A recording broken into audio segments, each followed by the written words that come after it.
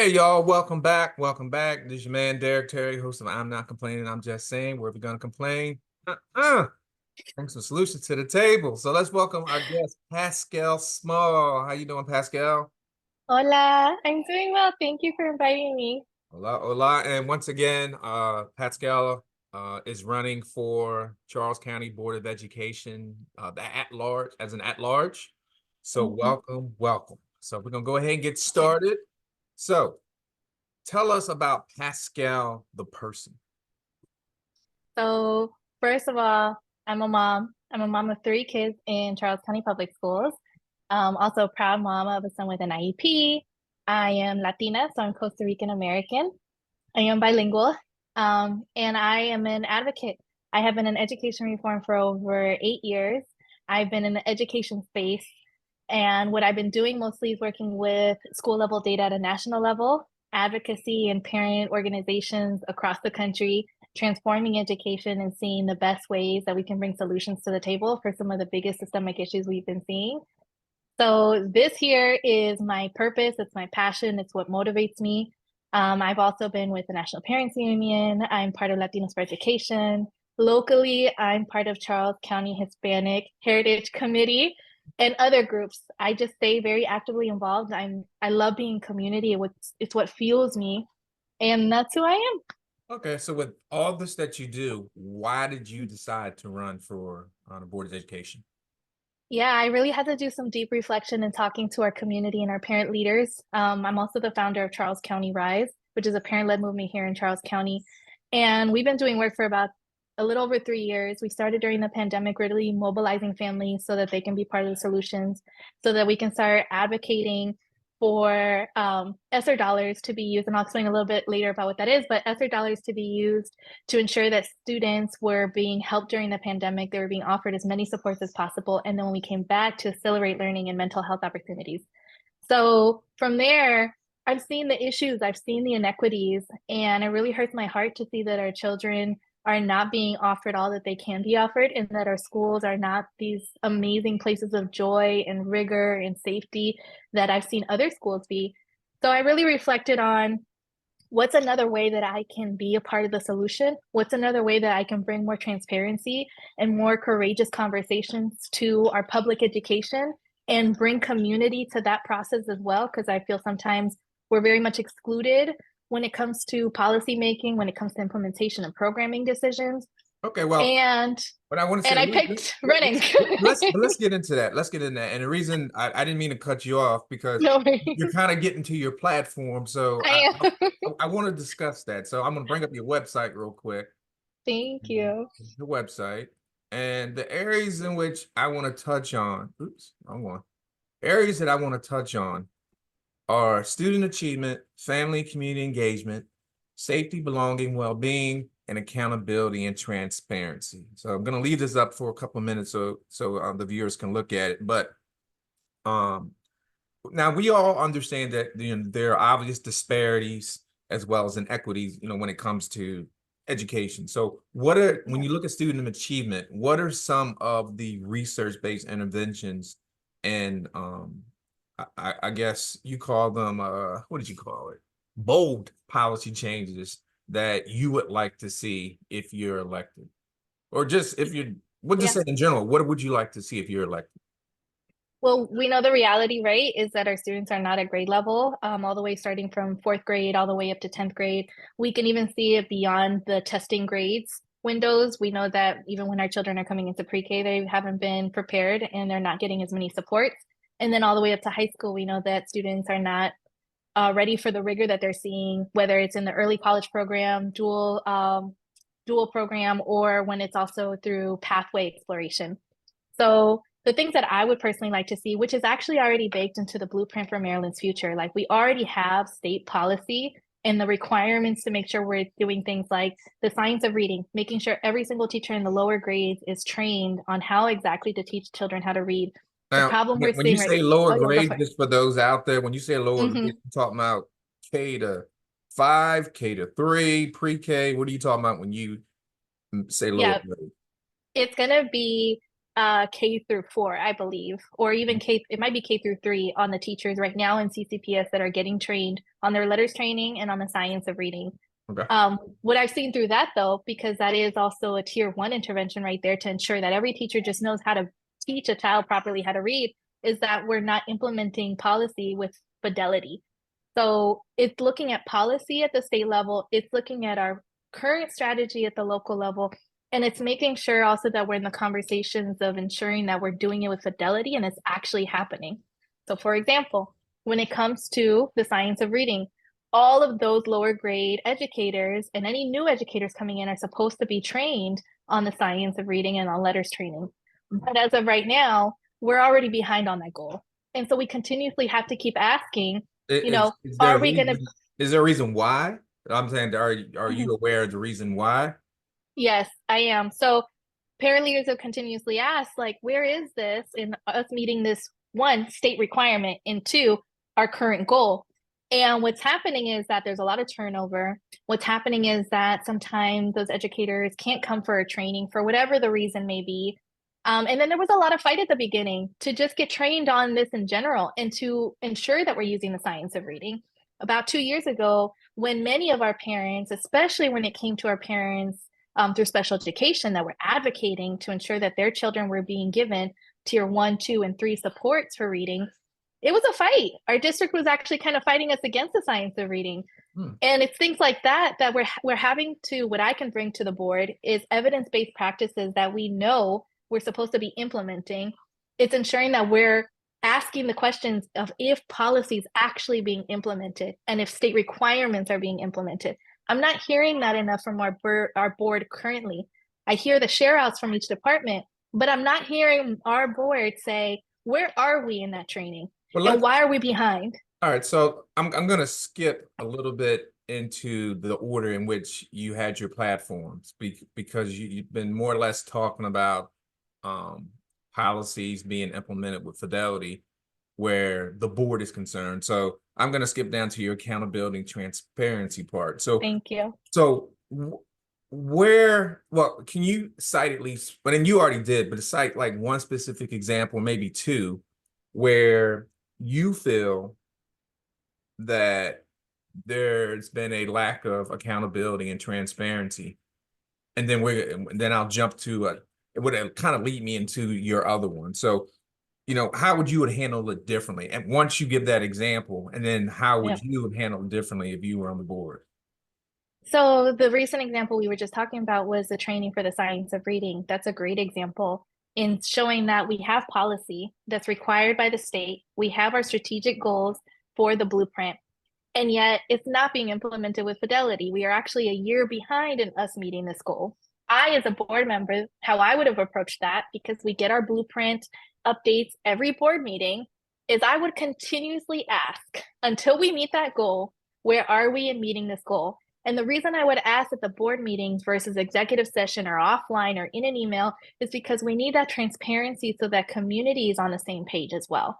So that our parents that are asking why their teacher is not trained just yet know where we are, where we are, and where we're going. But who specifically are you asking? Are you asking superintendent? Or are you asking We're asking, under right. her that We're run the asking the programs? superintendent, but we're also asking department leaders. So this would actually fall under Kevin Lowndes, and he and I have had plenty of conversations, and there's a lot of great collaboration there. We also have to hold people accountable to do the job. We can't just have great conversations. We have to make sure to say, if we are not meeting that goal, why, and what happens when we don't meet that goal. Same thing when it comes to other policy. For example, we have the 1820 equity policy that goes to the state of Maryland. It's required by COMAR for us to have. And there are things within that equity policy. There are about 13 requirements from the state of how we're supposed to be doing equity in our local LEA, our school system. If we're not meeting that, what happens? What is triggered if we're not meeting a requirement? Where do parents go if a requirement is not being met, or an educator? Where can they go to bring this up to higher levels of departments to ensure that we are implementing policy properly? What do the parents even know? And that's sometimes where I see the disconnect, and that's kind of like Right. leads me into your family and community engagement. Where do you see the disconnect? Because I'm familiar with what you're saying, but there's a lot of parents out there like, wait a minute, she's using some jargon. I wasn't aware of this. I So know. where do you see the disconnect as it stands now with Yep. regarding family and community engagement? I think we are engaged I often, but we're engaged in ways that actually don't mean much to us as parents. They're not meeting the urgency of the needs and the priorities we have. And the problem that I've seen in all systems, not even just Charles County, but nationwide, is that we are wonky. We don't bring it down to a level where someone can understand what does this mean and how does it affect my child and my family. And we've never given parents within our system locally an opportunity to know not only how do I navigate the system, but how can I be a part of these conversations in a more meaningful way? We are always engaged, and that means that policy is done to us rather than with us. We are given surveys. I am over surveyed. If I see another survey, I might scream. We are we are constantly surveyed. We are constantly given policy and the standards of like, this is what we do here. But who did you do that with? Who did you ask? Who did you bring to that conversation to make sure that it is equitable? It does encompass the diverse community we have. It is meeting everybody's needs. And then when that doesn't happen, then you have less buy-in. You have families that don't get it, don't understand it, don't like it. And then we have also inequities because you didn't come to other communities to ensure you're checking yourself, whatever that bias may be, whatever that system wonkiness may be, and you're telling community to continue to conform to a system that is somewhat oppressive and antiquated. Now, That's what I see. I'm going to play devil's advocate only because, well, I probably shouldn't say it's a Sunday. I'm just gonna I'm gonna It is shame on you. please don't strike me now, Lord. But you know, what do you, and I've seen it as a parent, but I'll be honest with you, a lot of parents are not simply that engaged when it comes to these surveys that are critical and important in terms of the board or the system trying to really get some input. You know, if you would put out a survey and Mm. only 1,000 parents respond, that's low. So and I'm just, and I wouldn't say in their defense what I'm saying, it's difficult to make policy based off 1,000 people. I'll say to that, one, the devil don't need an advocate all the time, Derek. And the second part would be we are over surveyed. But what we've heard from community, and I love this, the recent session that we went to for the 1820 policy, we and I am on that work group that's working on that policy and revising it. We actually demanded to go to community in more intentional ways. We said, let's not survey them. I mean, we did the survey, but let's also go be in community. So the meeting that comes to my mind is the one we had with CCAT, which is special education advocates. And they said, well, is this in plain language? And it wasn't. So already in how we're giving out the survey is inequitable. I see We what you're also had saying. Yeah. asked, yeah, we also had asked, is it in language period? Because we have over 15 languages spoken in our community right now. And not everyone can have access to information because we do not always translate everything. We're getting better at that though. The other thing would be, do parents feel like if they fill out that survey, right? If they take the 5 to 10 minutes to do whatever survey that came out from CCPS, if they fill it out, will they implement my feedback? Will my voice matter? Will my feedback matter? But not always. Sometimes our system likes to box check by sending out the survey to say we surveyed, and yet they do what they wanted to do to begin with. Now, And that's where community feels very fed up at that. And now, we've seen question: that before. are the results of the survey ever shared with the community? Absolutely. So So if they're most survey shared, results are shared. so if they're shared, let's say I don't know, 80% of the parents say we want this, Mm-hmm. and then the board says, well, regardless of what you want, we're not going to do it. Right. So that's what you're talking about, stuff like that. Okay. All right. Absolutely. And that has happened. I won't give a specific example of that's what you're saying. So one of the other things you talk, because you talk about parents, and I know one of the things that, and I just want to tell the viewers, she is not the only board candidate that I've had discussions with. I've also had discussions with current board members, and we don't always agree.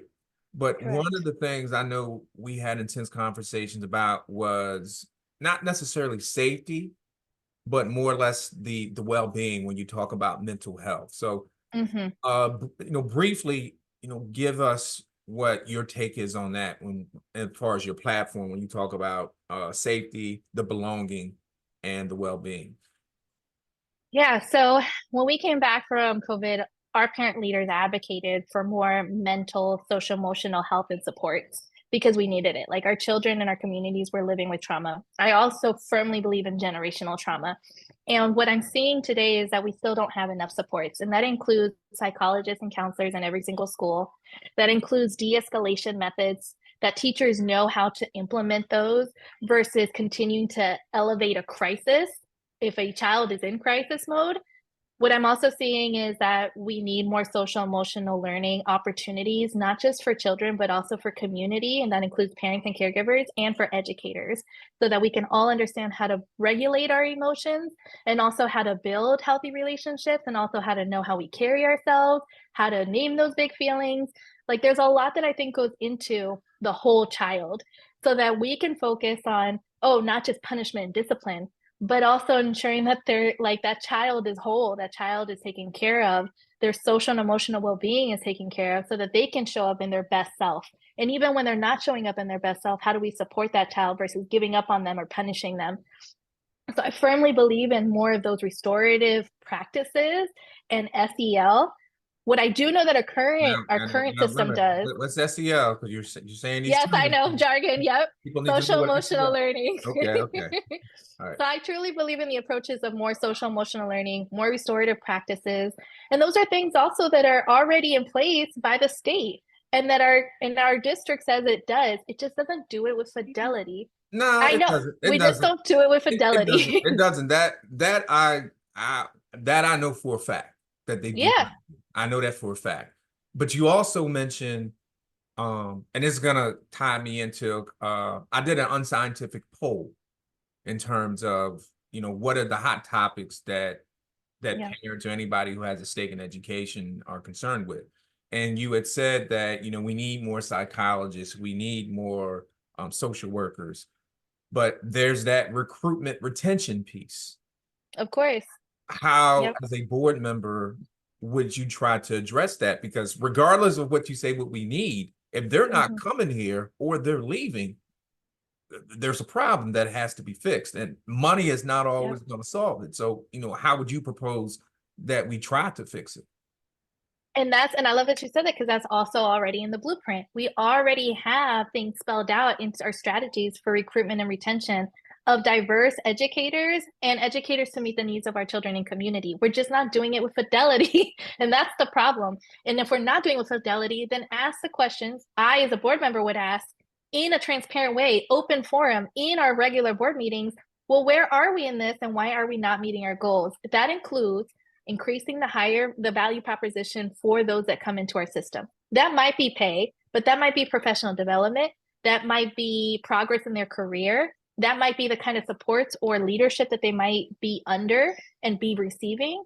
It all depends on where our educators, our psychologists, our counselors are coming from and what they would like to see in their career. What I'm hearing from a lot of our educators and support staff is they don't feel like there's an opportunity for them to grow. They don't feel supported by leadership, and that includes the district and their school.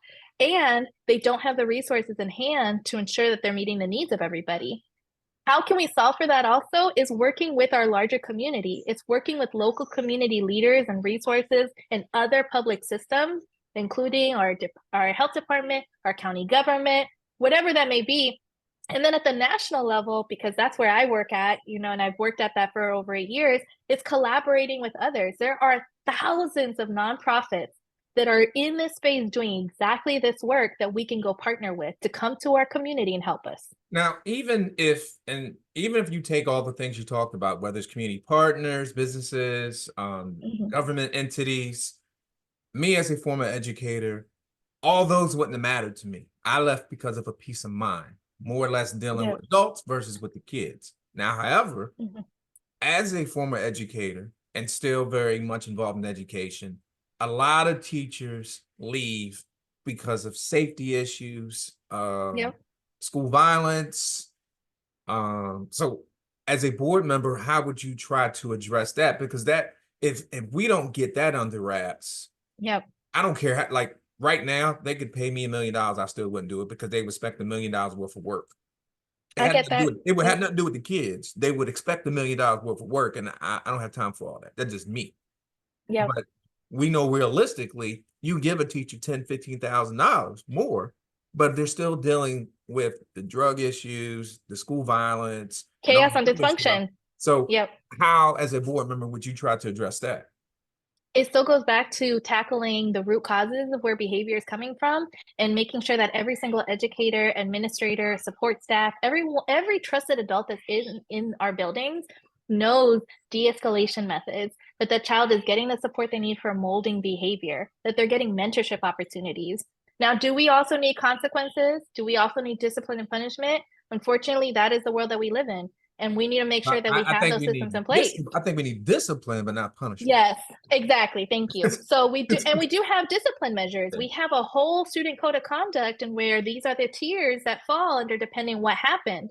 So actually, our students do have discipline that they have to answer to if they did something that they knew they weren't supposed to. What we don't have enough of, though, is how do we mold the behavior? Because I guarantee you that child is going to do it again or continue to do it.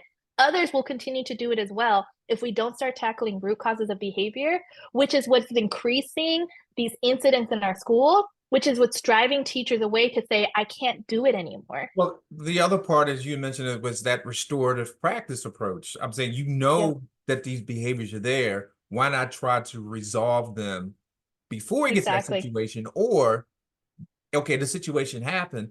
You have the zero, Yep, it's really a zero tolerance pop. You got to get suspended. I said, because why are you going to suspend the student, but yet you didn't bring them together to find out what the issue is? So what happens, you bring them right. after they've been suspended. And I Yep, think from personal, yep. there was no restorative circle where there was this No, discussion or anything like that. exactly. And now So, that child holds resentment, and now that behavior but is still you hope the there. child doesn't, but luckily, if you have the Yeah. parent, a lot of times it's the parents who have that engagement with the other parent to hopefully to de-escalate the situation and But I'll see say actually, fix it. no, they don't. They actually don't. And that's a problem that I've seen here in our system as well. And I'm coming from California. That's where I moved from. In Oakland, OUSD has this amazing transformative restorative justice program that encompasses both community, your educators, your students, your administrators, and community partners. Right now, the only kind of restorative justice you're going to see these restorative practices like those circles is between students and educators or students and students. You're not really going to see it parent to parent because schools have this idea that, well, we can't facilitate that and we don't want you to talk to the other parent. We don't want that to escalate. Yeah, and Harm I has agree. now been done, though. I Harm agree. has been done, and you haven't brought everyone to heal and restore those relationships. Now that parent feels also some type of way, either against the other parent, the student, or the educator, depends what happens. The educators feel some type of way also. So you have broken relationships, and that anger festers and it sits there. And now you have a parent that doesn't feel included in a child's education. You have educators that are like, now I feel some type of way. And you have students in the middle of it that also had harm done to them. Okay. We have to make sure we're bringing everybody together to do that healing. And we have to make sure that those services are in place to tackle the root cause of behavior. Okay. So one last topic, and you kind of touched on it earlier, and I got bad Derek, I had to slap myself on the wrist because there's more than just teachers. We have that support staff, amazing Yes, support staff we that sure do. without them, and I always tell people, without teachers, without support staff, you have no school. You can say what you want. Yeah. You have no Yeah. school because Oh, it's and I'll add though also without contractors and bus well, I'm operators saying and I support. cafeteria workers, everybody. I put all them in the bunch. Their support. Yep, So, all of that. a school Yes. can function without a principal. But it can't, yeah, but it Yeah, can't function with everybody else. yeah, yeah. Everyone needs to be there. So, I just wanted to put that out there that the things in which you talked about, the support staff is also part of that. Um, Absolutely. so before we close, I ask this of everybody, regardless of your situation. If you get elected, how Mhm. are you able to balance your time, meaning if you have a full-time job or a part-time job, with the responsibilities and the time that it is to be a board member?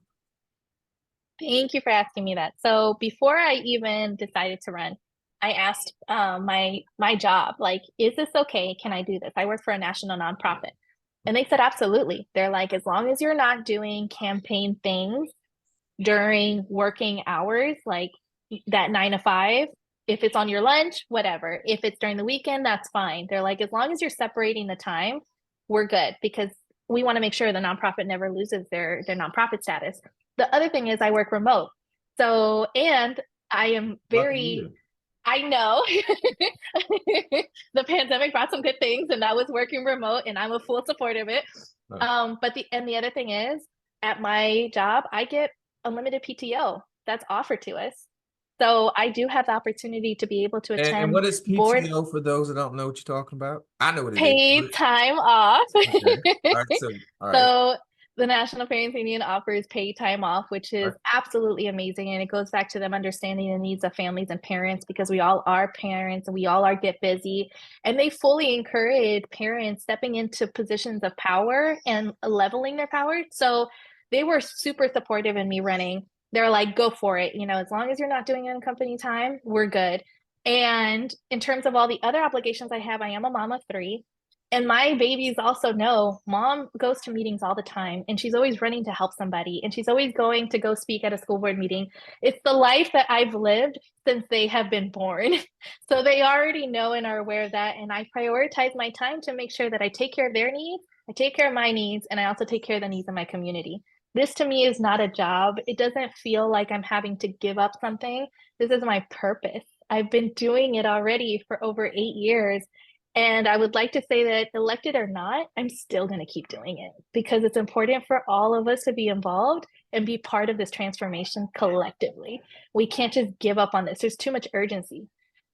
All right. So before, and I didn't tell you this, but there's 5 words I always end my show with 5 words.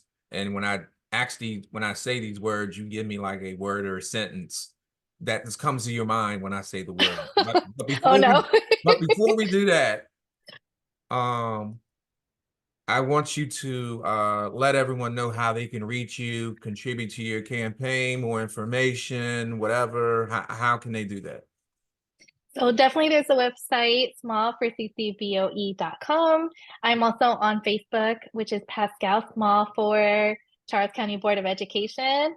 And the email is also on the website. So it's a PO box. And I'm always out in communities. So I invite everyone to look at my platform. And I wouldn't even say it's just my platform, it's our platform. All of the things that I have specified that are a priority are coming from community. I've heard it from our parents, I've heard it from our support staff and our educators and our district leaders, and I know what's at stake here. And again, I am a mom of 3 kids in our system. It has to work because I have my children in this system that's not functioning as it should. So please also, you can go to get involved, and that's where you can donate. That's when you can also sign up to help me canvass and knock on some doors. The primary is going to be on May 14th. Early voting starts May 1st, I believe. And so please, please, please go vote. Make sure you're registered, make your voice heard, and let's win the primaries. Okay, so now to the fun part. For those who've been seeing my, every show I do, I always rep a school or something. So I'm repping Roll I Tide, see Alabama. So it. for the haters, I really don't care. But it's all right, we're gonna go ahead and start with these 5 words. So the first word, Costa Rica. Home, All right, diversity. beauty, All right, college, career readiness. generational wealth, Leadership. desperately needed. And last, La Familia. Like that, Mi didn't familia. I did like that. Derek and I always practice Spanish because I was not like, that good. we cannot be friends if you're out here not being able to speak Spanish. I'm No, not he's that good. getting better. No, you're good. We've been practicing. You've been really, really good. So that's another thing that I hope we can get more in our county is dual language immersion programs. We have our first one at Arthur Middleton, but hopefully we can get another one. Okay. So, all right. So with that, I definitely want to thank you for taking the time out of your busy schedule, especially on a Sunday evening to do this interview. Gracias. For those that are looking at it, it'll be aired Tuesday, which will probably Tuesday now by the time you're seeing it. But definitely thank you for taking the time. your kids for being so quiet because I ain't hear any of them. So I know, no, they've been trying to like come, and I've been like, no, don't come. But here's one. okay, You go, okay. What's going on, man? I got, yeah, I got all the kids. Yeah, you've been a soldier. All right. So, with that, definitely appreciate it. Good luck with your campaign and wish you well. And we'll all be on the lookout for you as well as the rest of the other candidates that are going. But with that, we're gonna say peace and blessings, y'all. Bye. Adios. Mm.